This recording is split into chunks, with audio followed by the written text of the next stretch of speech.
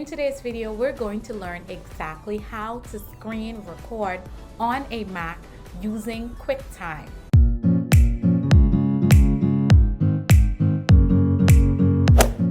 Hello, beautiful people.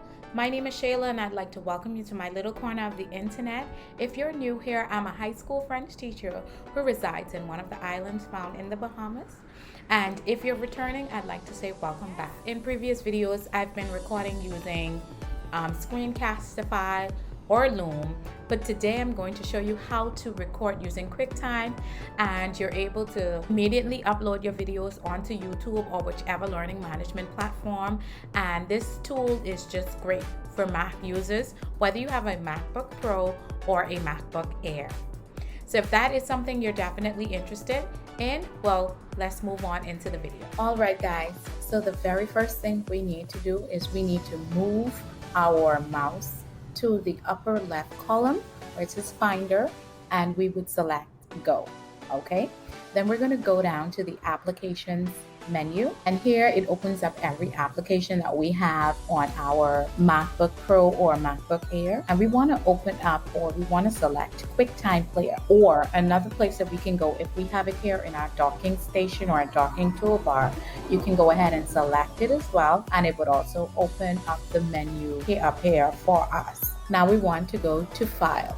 When we get to File, we'll see that we're able to record a new movie, an audio, or a screen. So what the movie recording does, it allows you to be able to record your screen as well as your face.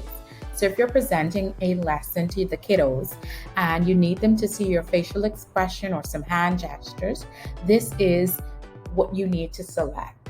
And if you simply only want to record your audio, then this is what you want, just your voice projecting or explaining something, then this is where you would go to select that recording. But here we're learning how to record our screen as well as give us some audio. So we're going to select New Screen Recording. So this new screen recording allows us to be able to capture our entire screen, a selected window, or a selected portion. So I want to show you what this selected window looks like.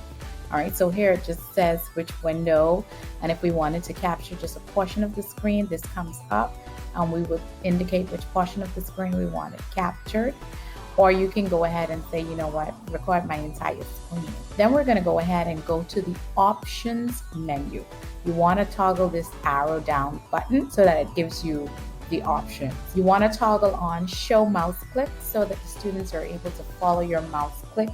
They're able just to see what you're doing on the screen. Very important. And then we want to toggle on MacBook Pro microphone. Okay, then you have timer, whether you want the timer to be delayed by 5 seconds or 10 seconds. Okay, so once we've toggled those on, we would go ahead and hit that record button. So what the record button does, it starts to record the screen as well as the audio. And an indicator that your screen is being recorded would be this black button right up here on your menu bar, okay, at the top. So once that button is on, we know that our screen is being recorded. Okay, as a form of just check and balance, what I would do is just do a test run, ensure that everything is working, play it back, and then once everything is fine, I would just proceed on to recording my lessons. Then we're going to stop the recording when we're done by selecting the button at the top, the black button. So once the recording is done, we go ahead and we save our recording, and I'm going to name this Test 2. Okay, and I will tell it where I wanted to save, and tags would be if anything I wanted to add to it so that it's easily found. If I have a set of lessons or documents that are pertaining to this topic, I would tag it with that topic. Then I would click anywhere, select anywhere in the document to save it, and then I would close it out, and we're done. Our document, our video actually has been saved, and we can always go and find it and be able to upload it. Okay, whether it's a learning management system that you want to upload it to, or whether it's YouTube, whichever place you wanted to embed the video, then you just would go into the section where you have it saved and go ahead and do that. I am so glad that you stayed to the end of this video. I hope that you found this information very, very important and helpful. If you did, go ahead and hit that like button, share this with your friends, and don't forget to subscribe if you haven't done so already. Until then, I'll see you in the next video. Be safe, guys.